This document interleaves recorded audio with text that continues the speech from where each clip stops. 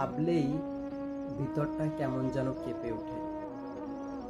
আমাকে একদিন সবাই একসাথে নিয়ে গিয়ে মাটির নিচে একা রেখে চলে আসবে। আপনি কখনো একবার ভেবেছেন এই জিনিসটা? কখনো ভাবেননি?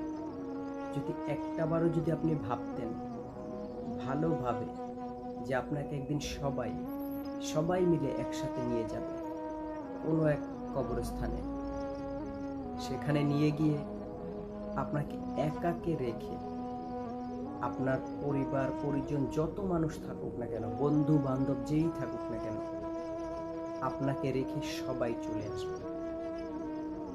আমরা পৃথিবীতে যখন আসি তখনও একা, যখন চলে যাই তখনও একা।